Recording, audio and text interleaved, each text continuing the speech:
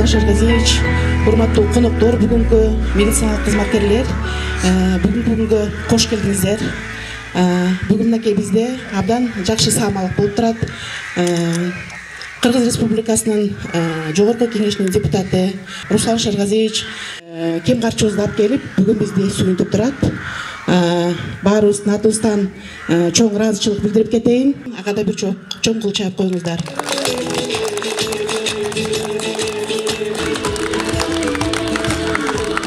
Урматтуу Руслан Жакшевич, Бакаев районуна куш келипсиз.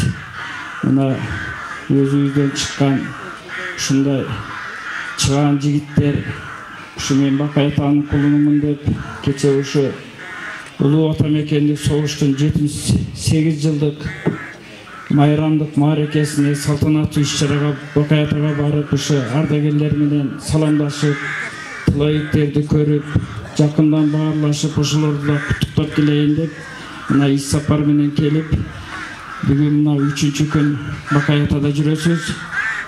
Сизге терең ыраазычылык, жалпы Бакаев районунун элдин атынан жана жеке өзүм атынан ыраазычылык билдиремин. Куш келипсиз Бакаев районуна. Кече өзүңүздөр билесиздер, мына улуу ата мекендик согуштун 78 жылдык мааракесин өткөрдүк. Уруксат этсеңиздер, кечээки ушу жеңиш күнү майрамыңыздар менен сиздерди куттуктаймын. Бакаев сиздерге келип, дагы бир жакшынакай кубанычта отурабыз. Жалпы эле медицина кызматкерлери бир жакшынакай заманбап эмеректер акта биргеликте болуп, ушу элибиздин ден соолугун алдын ала алып, профилактикалык иштерди жүргүзүп, эч качан ооруп, тез жардам менен же болбосо сиздерден жардам сурап келбестен, сиздердин кеп кеңешиңиздерди колго келели. Баарыңыздарды бүгүнкү иш-чара майрамыңыздар менен куттуктаймын. Элибизде, журтубузда тынчтык, аманчылык болсун. Дайым жакшы жетишкендиктерибизди даңазалап жүрөлү. Рахмат. Рахмат алыңыз. Кыргыз Республикасынын Жогорку Кеңешинин депутаты Руслан Илме сөз берип койсок.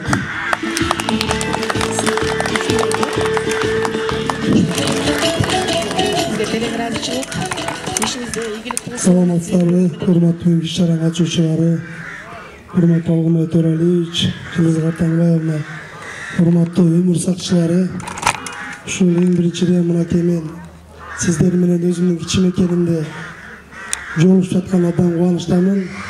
Мен өзүм ушу больницадан төрөлгөм. Баягы ушу больницада эле көп ооруп калса, ушул жерде эле жүрүп, ушул жерди көрүп, мына жаткан мен өзүмдүн родноюмду орусча айтканда.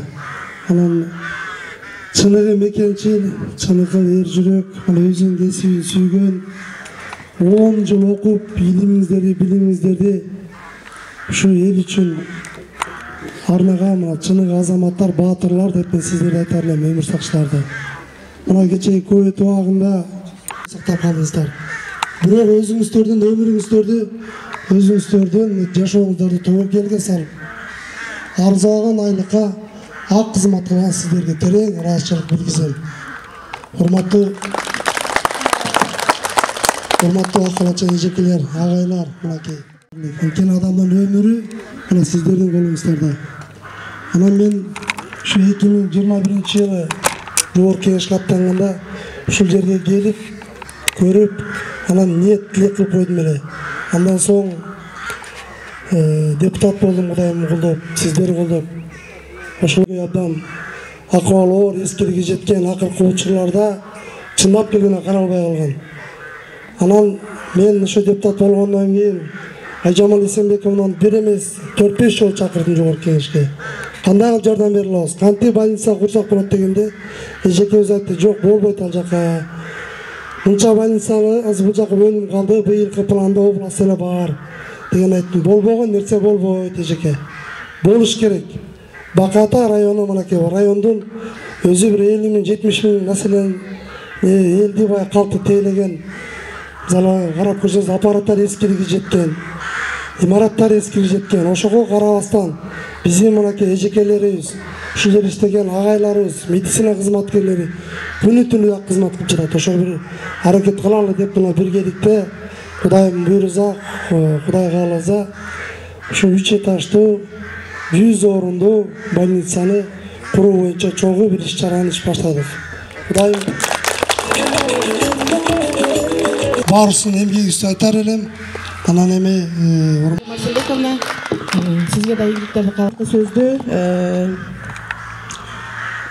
Талас областык саламаттык сактоо координатору Шамбетова Айжамал Сымбековнага берсек.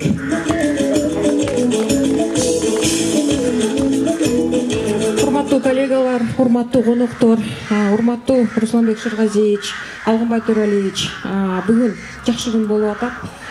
Мен айтып кетем. Бул окуя 16 декабрда башталган болчу былтыр. Ошондо Руслан Шыргазиевичке жогорку кеңешке барганда өзү айтып калды. Негизинен мындай да, биз мындай рабочий эле жолугушууга барып, Руслан Шыргазиевич сиз билим берүүгө аябай көп жардам берип атасыздар. Мектептердин салынышы мындай жолго салынып атат, мындай гранттар неметип берип атасыздар. Биз жака дагы жардам бересизби дегенде, албетте деди, болду. Сүйлөштүк. Анан өзү айтты, бирок мен өзүм районуман баштайм деди. Анан кийин тилекке каршы биз Талас кичинекей регион болгондон кийин быйылкы жылы өкмөттүн программасынан бир гана облустук ооруканага жаңы перинаталдык борбор куруу гана кирген да. Ошол макулдашылган, эметилген, анан кийин Бакай атагачы деп калды. Анан Бакай атага тилекке каршы мындай бюджетке биз мындай да влияние кыла албайт экенбиз, ушундай болуп атат дегенде, бул киши мындай катуу ойлонуп калганда, ойлонуп анан мен табам бир жолун деп туруп. Рахмат сизге, ушул күн келди. Кудайга шүгүр, миң мертебе шүгүр. Анан Жылдыз Картанбаевнага дагы сизге деп түктүрмөйүнчө эми ушу келип мынакей Кудай буйрса ден соолукта болуп турабыз. Ошол үчүн сиздерге аябай чоң рахмат. Анан Руслан Шыргазиевич өз сүйөм карыш дейт. Руслан аке ушу салынып калды. Элге кызмат кылып атат, заманбап жакшы. Мына бүгүнкү күнү моундай оборудованиялар келип атат. Негизи Жылдыз эжесине ишиңизге ийгилик каалайт элем. Негизи менетиңиздер зор, жумуш кыйын, ушунча моунча помещениялардын баарын тейлеш кыйын, оңой эмес. Анан бирок биз дагы колдон келишинче жардам беребиз. Бисмиллахиррахманиррахим. Урматтуу акылачандар, урматтуу эл сүйгөн элдик депутат Руслан Шыргазиевич жана Алгынбай Туралиевич. Кыргызстандын кайерine колуңуз тийип калса жардам бериңиз. Бирок туулган киндик каныңыз тамган жер Бакай атаны унутпаңыз. Анан биздин урматтуу Аким Алгынбай Туралиевич менен бир иштешиңиз. Анткени бул элдин арасында кайнап, каерде кемчилик бар муну билет. Бул кожоматчылык эмес, бирок туура сөз. Анан ошо менен бир иштешип, Кудай кааласа ынтымак кылып Бакай атаны бул киши канча эл иштейт, ошого чейин Бакай атаны көтөргөнгө насип кылсын. Мына биздин карындашыбыз Айжамал Шамбетовна Бакай атанын зам кылып канча эл иштеди. Эл үчүн сүйүктү, ушу карындашты сүйчү. Мына власть иштеп атыр. Мына ушундай болуп турсун. Жараткан Аллахым арчадай узун өмүр берсин. Руслан Шыргазиевич, балдарыңдын, кыздарыңдын, неберенин, чөбүрөнүндө келинчегиңиз бактылуу карыт насип кылсын. Элиңдин журтуңдун сыймыктуу уулу болуп жүрөңүз. Амин. Аллаху акбар. Сагынбай сизге чоң рахмат. Жакшылык менен келип атасыз. Ошол коллективдин атынан сизге бир аз ыраазычылык катыбыз бар эле. Ошону тапшырып коюуга уруксат этиңиз.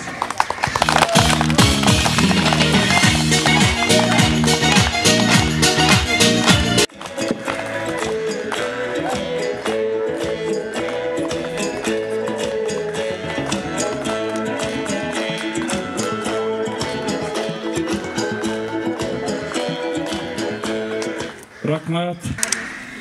Мониторлоо, эл аппараты, жана СИПАП, БИПАП аппараттары, функциональный аппараттар рейтинг, операционный стол,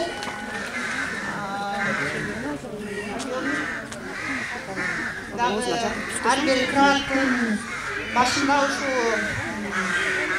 штативтери менен экен. Кудай буйрса дагы боло берет. Бирок келген бизге тим эле мындай бул прикроватный мониторлор, кроваттар. Бул жанагы ооруу тяжелый формадагыны өйдө көтөрүп ылдый кылганга, көтөрүп отурбай, бул кырбатты өйдө ылдый кылганга абдан ыңгайлуу кырбаттар экен да булар. Андан тышкарыдан көрүп атасыздар, эң зарыл бул реанимацияга керектүү оборудованиелер экен да.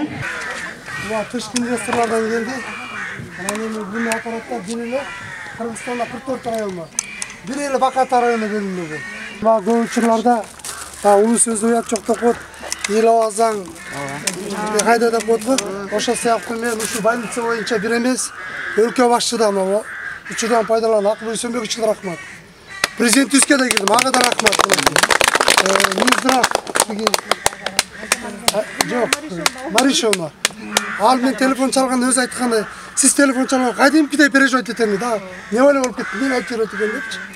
Анан эми чын эле ушул эми Астолдо дагы ушу биздин сиздер болгон өкмөттөн ушу билдирип берген ушул болду.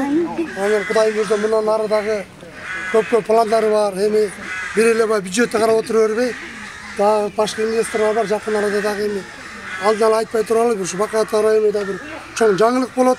Эрим жерим деп жүргөн жигитке таазим этебиз. Ишиңизге ийгилик, ден соолук, аман болуңуз. Баарыңызга аман болуңуз. Ушул эми сиздерге ак жолтой болсун эжекеңер. Söz tübesin, söz tübesin. Sizin ömür uzun bolsun, geleceğin yolu tangıl bolsun. Çoğun Kırgızistan boyuna Kırgızda ilgertten de ынтымак бар жерде рызкы бар дейт го. Анеке бүгүн Жакшынакай ушу кече чоң салтанаттуу майрамдан кийин дагы ушу Бакаев аймактык оорукананын аймагында бир Жакшынакай иш-чара болуп атат. Азыр калуу тилектердин бүт баары айтылды, ошонун бүт баары кабыл болсун.